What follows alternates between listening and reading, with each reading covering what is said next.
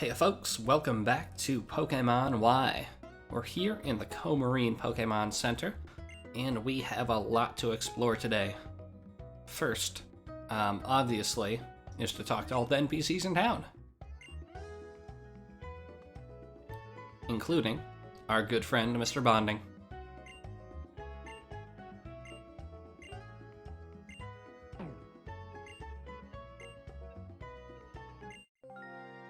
So the befriending power, I feel like it's a less useful power than some other ones. It helps increase Pokemon's happiness, not affection, happiness, for a limited period of time. But happiness is generally something that you build kind of slowly, so I don't know what 3 minutes of happiness increasing power is going to do. Anywho, Coumarine City. It's not the biggest city, but they've got some neat attractions here. And luckily it's kind of laid out in a nice vertical way, so... Alright, listen closely. Who was that? I believe that was our good friend Robin.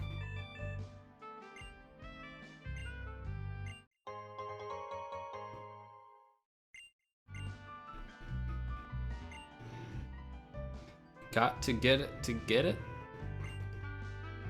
That's an awkward name, but let's give it a try.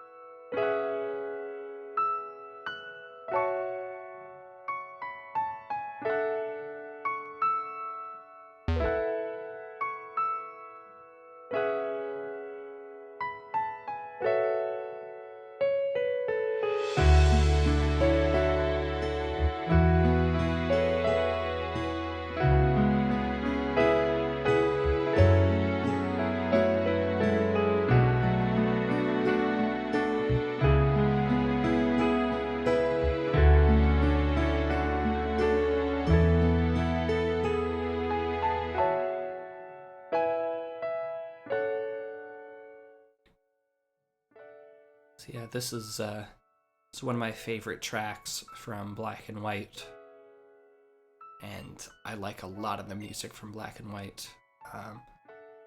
It's the piece called Emotion, plays at some critical emotional points. It's really good. I could listen to it for a lot longer than I'm gonna make you, but I do not get sick of this song.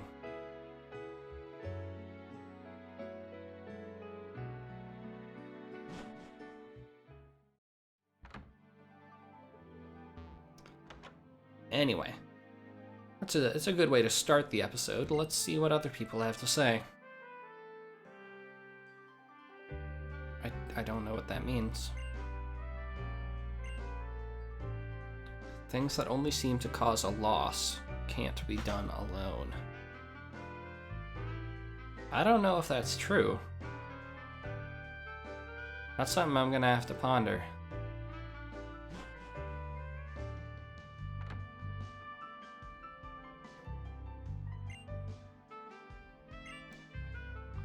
What do you know, buddy? I don't believe you.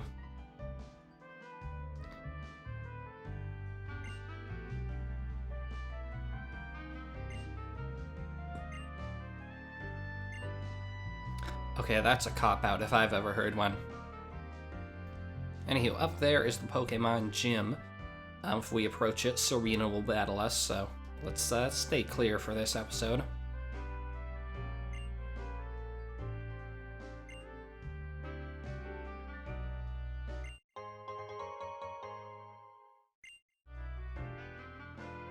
So down there you can see a nice little overview of the other section of Coumarine City. Appears to be from a different angle, actually, than we interact with it. 'Cause it's looks like it's pointing... Yeah. The docks were pointing up on our screen, but they're pointing to the right in this shot. So Is the internal compass of the game totally screwed up now? I don't know. It's kind of confusing. But anyway, that's where we're heading, right after we check in here.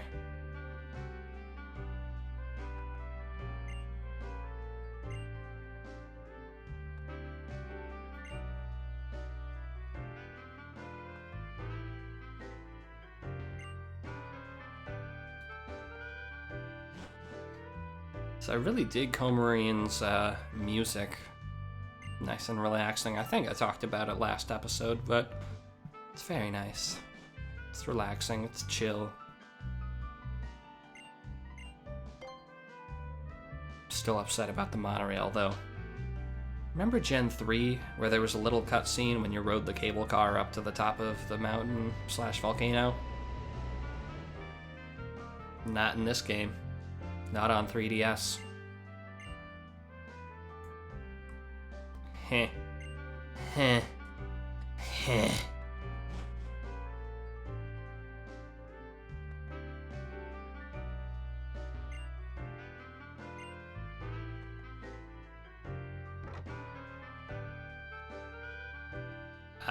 Wouldn't be a town without a hotel, although I don't think Charlotte had a town or hotel.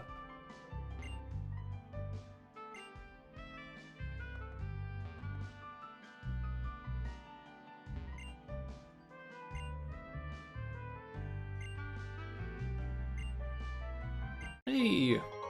So you remember last episode I was talking about how I was getting too much experience and it was making the game trivial? Yeah, if you feel like you're not making the game trivial enough, you can give a Pokemon a lucky egg to boost the amount of experience it gets. It's mostly useful for raising up Pokemon to catch up with your team, or in the post-game when you're just raising Pokemon to higher levels for your own nefarious purposes. I have like 3 lucky eggs in my Alpha Sapphire playthrough because I need it. I need it for reasons. Reasons related to this director, actually.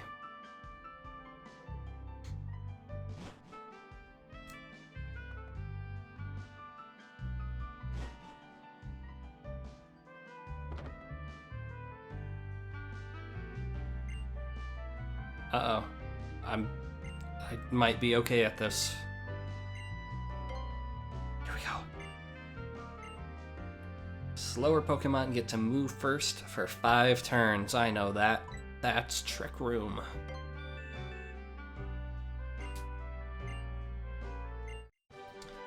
So, this lady, I think she has 4 TMs, and you can come back daily to get a new TM. And I believe those 4 TMs are the 4 moves that you can choose from there. Acrobatics, Trick Room, Confide, and one other one that I don't remember. Anyway, this guy. Definitely talk to this guy. He has good rods for you. And these rods, they're good. You can use them to fish up better and more diverse Pokemon. So let's unequip that old rod. Oops. And the thing about the good rod, you can go back to previous routes that had water, like maybe Ambret Town, and fish there, and you can get some exciting new Pokemon. You can't fish off the pier, though. It's unfortunate. This fine person will sell incense.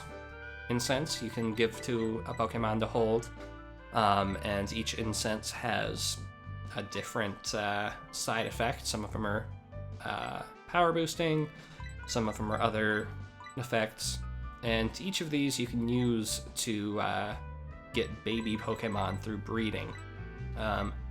You can give, say, the rock incense to Sudowoodo, and when you breed it, you'll get a Bonsly rather than a Sudowoodo. I don't really care for baby Pokemon that much, but if you're looking to create a living dex like I was, you will buy all of those.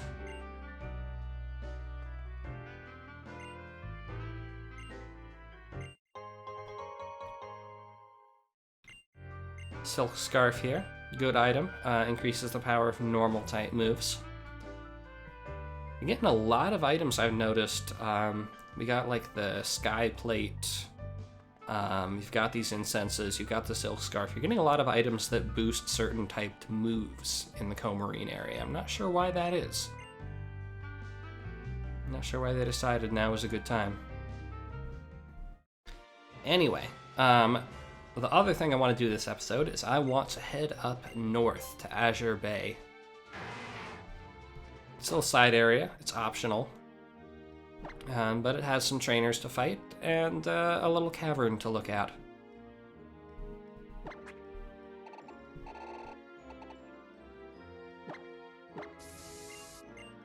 Throw up a super repel.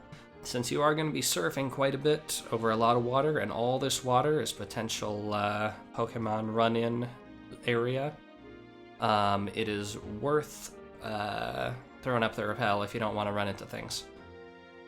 And let's make sure we don't miss anything. Like a water stone. Water stones are useful. This also seems like a part in the game where they're throwing evolutionary stones at you. Got a lot of thunder stones a couple routes back. We got the sunstone back in shallower. Now we got a water stone. Anywho, this is Azure Bay. If I'm not mistaken, Azure Bay is related or based on the English Channel. That's fine little area of water that separates England from the mainland. And being a water route, you're going to encounter a lot of swimmers on this route. So a lot of trainers that use water-type Pokemon. And because of that, I figured that Dana would be a good choice to lead up the charge. Pun intended. Really, any of my Pokemon would probably do fine here, but wanted to give her the opportunity. Anyway, I didn't get to point it out, but Skrelp, the Pokemon I just KO'd there, is one of the Pokemon that you can get with the Good Rod now that you have it. And it's a very good Pokemon. It evolves at a kind of late level, but it evolves into a really strong Pokemon that I used on my first playthrough.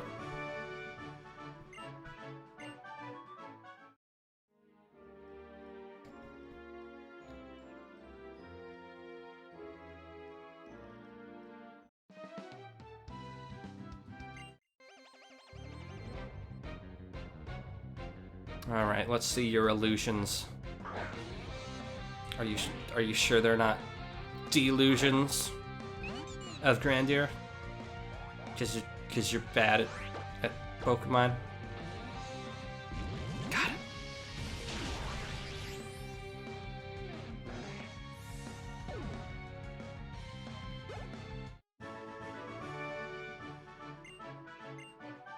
So I noticed these swimmers are given like chump change.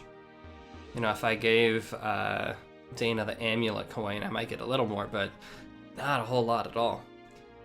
Anyway, so look carefully, because this is the best view you're gonna get of Azure Bay. I kind of divided into a left, right, and center lane of things to visit. But you're so closely zoomed in when you're swimming around. I find it really hard to keep track of where I am and what I've already checked out. Anywho, this guy will give you the Ampharos. If you want to Mega Evolve your Ampharos, now you can.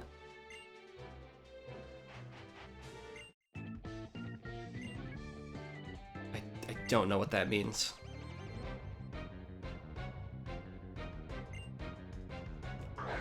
Here's Clauncher. Clauncher is kind of a counterpart to Skrelp. Skrelp is a Y exclusive, I should have noted, and Clauncher is the corresponding X exclusive, found on the same routes, but in the alternate version. The weird thing is that although they are counterparts, Clauncher evolves a lot earlier than Skrelp, and I'm not sure exactly why that is.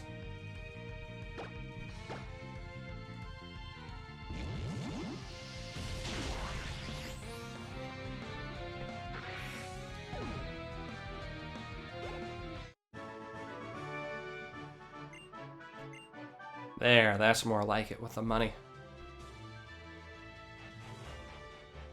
Oh, a photo spot. Let's give this a shot.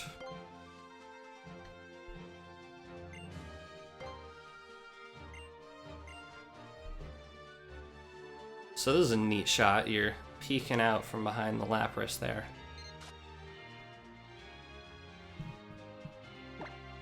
Like the coloration there too.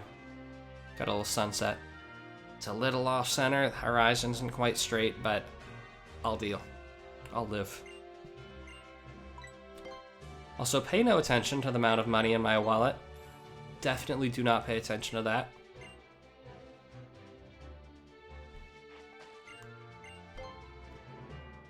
Alright, so I am going to try and fail to do kind of a sweep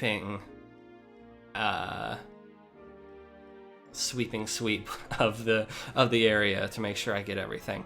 But first, it looks like there's a sky battle over here. Is that what's up here? Otherwise, there's just someone standing precariously. I don't know what's up with that. What are you up to? You look like a sky battle person, but you're not challenging me. And I'm not particularly broken up about that. Anyway, sweeping left to right here.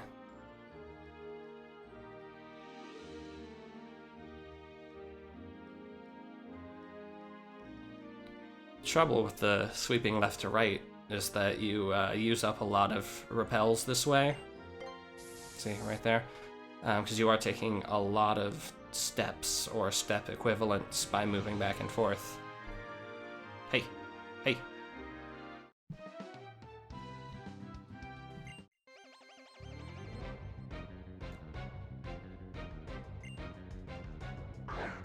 Ooh, a Corsola. There's something you don't see every day.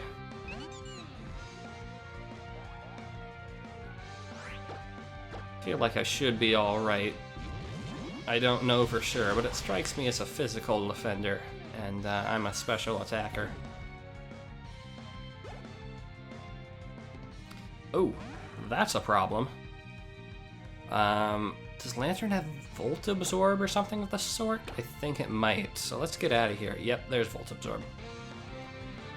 So electric moves don't work against Lantern, and apparently when damage is negated from Volt Switch, you can't actually switch out. So that's neat. Let's get Petra back out here. Because Elastana's only offensive moves are electric type, so she's not going to be able to take down this Lantern.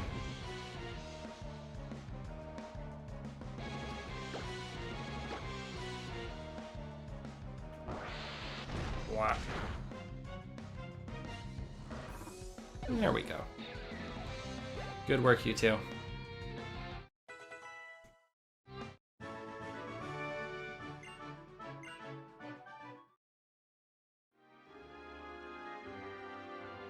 Alright, let's start sweeping back over here. There's an island with some grass. I wonder if there are any hidden items. There's a not hidden item, a big pearl. We can sell that for money. But it looks like the only things you'll find here are the pearl and Pokémon. Sad. Oh! I'll bet it's on that other island over there.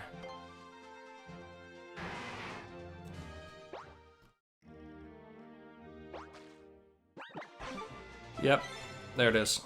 It's a star piece. We can sell that for money too.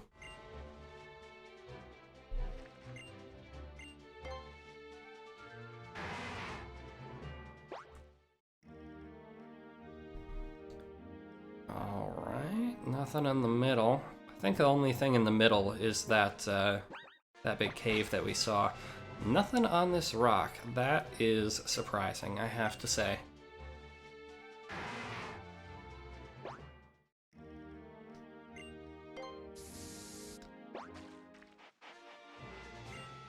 Ooh, advanced tips. So this is something you May have known, maybe not. You can surf, and you can fish while surfing. Anything on these rocks? Ooh, here we go. A heart scale. Awesome. Heart scales, I believe, can be used to relearn moves that you have either passed up or are technically learned at level 1.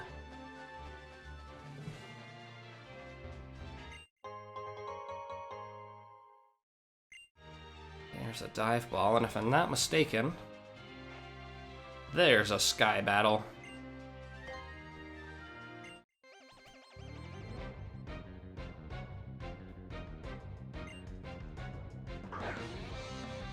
Okay, let's see which of my Pokemon goes out first. Okay, it is Robin. Good. That means we get the mirror match. And this is a more advantageous matchup than Vivi, honestly. Anyway, let's show off our newly acquired Fly move. Now, Fly isn't the best move in the world. It has a charge-up turn. You're immune during that charge-up turn, but it does have a charge-up turn. And if you're playing against an actual human, that means they have a free turn to switch out to something that resists you. But on the other hand, it is stronger than my other physical flying move, Aerial Ace. It doesn't have the perfect accuracy, but it is stronger, and that means it is more likely to one-shot a Pokemon than Aerial Ace is. That didn't one-shot, though. But I find that in a lot of circumstances, I would rather one-shot with Fly than two-shot with Aerial Ace. Of course, when Double Team comes into play, then I gotta use Aerial Ace. I'm contractually obligated.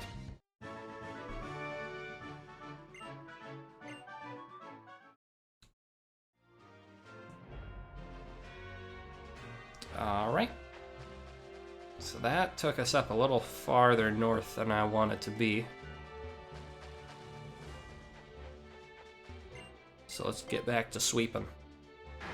Although that does mean there's probably not a whole lot on this side for at least a little while.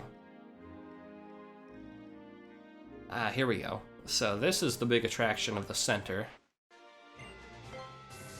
This is the Sea Spirit's Den. Very atmospheric. No music, just the sound of dropping water. No items. No Pokemon. I know I have a Repel up, but there are no wild encounters in here. This is actually a little post-game area. And it's not even immediately post-game. You have to go through quite a lot of work to make this area do something for you. I don't know if I'm going to show it off, but for now, there's nothing here for us.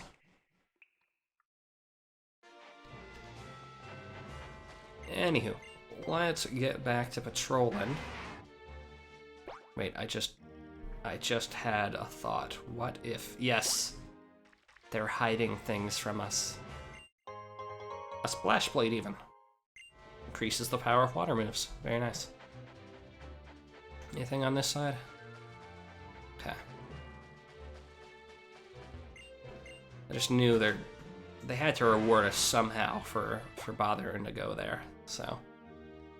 Alright, anything on the right side? Got some buoys. Got this. Is there an item here? There's no item. Whoops. I guess I ran out of repels and just was kind of on muscle memory to surf. And I mashed through it.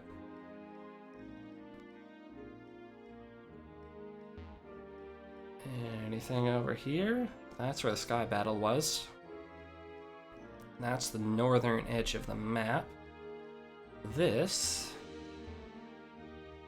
island doesn't seem to have a way to get up on it. So, I guess it's just for decoration. A lot of things just kind of for decoration here. Yeah, I think we've exhausted what Azure Bay is going to give us. So let's head back to Coumarine City. A little bit of an anticlimax, I'll admit. But we got some good items out of the deal. And we do have one mystery that is yet to be solved. Now, unfortunately, even though I have Fly and I've taught it to Robin, we can't use it to get out of here until we get the 4th gym badge. So, we have to take the long way back. Also, this guy, I'm gonna give him one more shot. There we go. Alright. So that was bothering me. I knew he wanted something.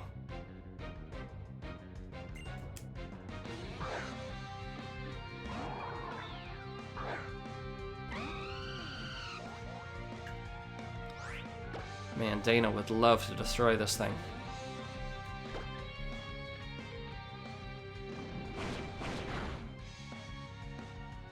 Now see, this is why I prefer to use Fly, because I get out of the way of those thunder waves. And of course the downside of Fly, once you're already paralyzed, is that you'll get 2 opportunities to be fully paralyzed before you actually deal any damage. And if you get fully paralyzed on either turn, you're out of luck.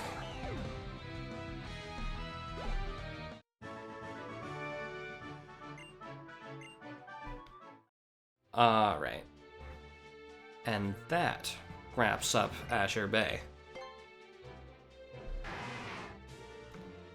So let's head back to Coumarine.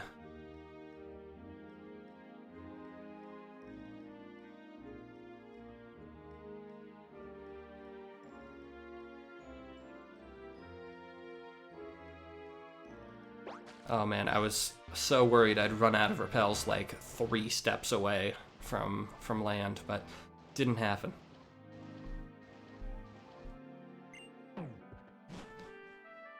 Alright, let's head back down to the technically upper section of Coumarine City. You know, this whole monorail thing, it could be a really nice set piece, but they don't really do what's necessary to fully realize the vision of a town separated in 2. So anyway, that takes care of exploring Coumarine City and Azure Bay, and in the next episode we're going to take on the 4th gym. We're already at the 4th gym. Remember how long it took between the 1st and 2nd gym? Not happening anymore. They're going rapid fire now. But anyway, that takes care of that. Thank you for watching, and I'll see y'all next time.